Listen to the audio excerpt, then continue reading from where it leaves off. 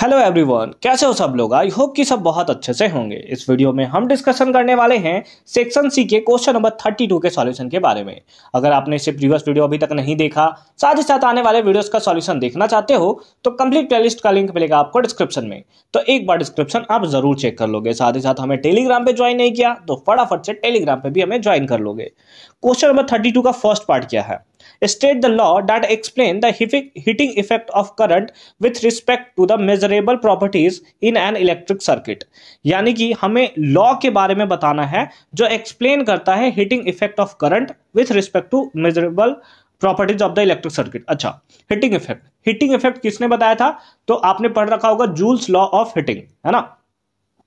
तो लॉ कौन सा होगा? Joule's law of heating. तो वही हमने लिखा है कि Joule's law of heating state that the heat dissipated across a resistor is directly proportional to, है ना। जो हीट होता है वो डायरेक्टली प्रोपोर्शनल होता है किसके? Square of the current flowing through it, है ना। बिल्कुल, एच जो होता है यानी कि हीट जो होता है डायरेक्टली प्रोपोर्शनल होता है स्क्वायर ऑफ द करंट के। ठीक है। दूसरा है the resistance of the conductor, यानी कि हीट जो है वो डायरेक्टली प्रोपोर्शनल होता है रेसिस्टेंस ऑफ द कंडक्टर के। और duration of the flow of current, यानी कि हीट जो है वो डायरेक्टली प्रोपोर्शनल होता है किसके? टाइम के।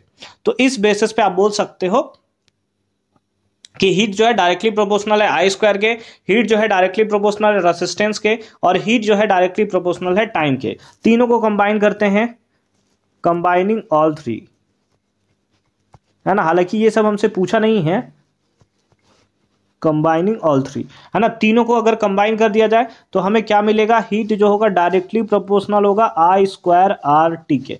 किसके होगा? आई स्क्वायर आर टी के। ये सिंपल फॉर्म में हमें देखने को मिलेगा।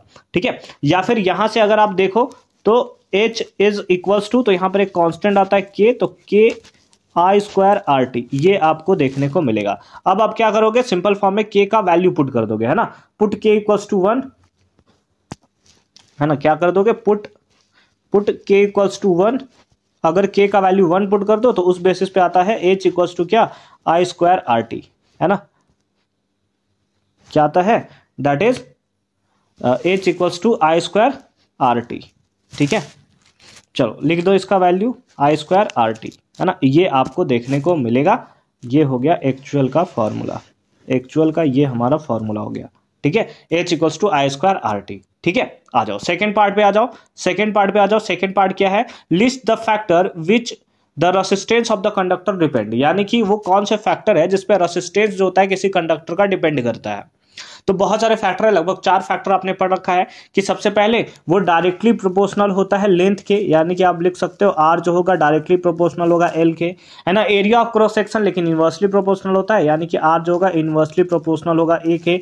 तीसरा होता है नेचर ऑफ मटेरियल, और चौथा होता है टेम्परेचर ऑफ द कंडक्टर, है ना। Temperature of the conductor. Area को बड़ा लिख दिया जाए क्या?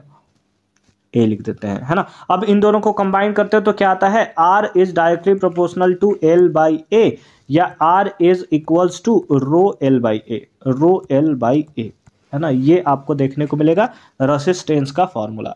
ये आपको देखने को मिलेगा किसका? रेसिस्टेंस का फॉर्मूला। आई होप कि ये पार्ट आपको एकदम क्लियर फॉर्म में समझ में आया होगा कि कैसे हमने इसका सॉल्यूशन जो है वो किया है। मिलते हैं आपसे अगली वीडियो में क्वेश्चन नंबर 33 के सॉल्यूशन के साथ। कंप्लीट प्लेलिस्ट का लिंक मिलेगा आपको डिस्क्रिप्शन में, तो एक बार डिस्क्रिप्शन आप जरूर चेक कर लोगे।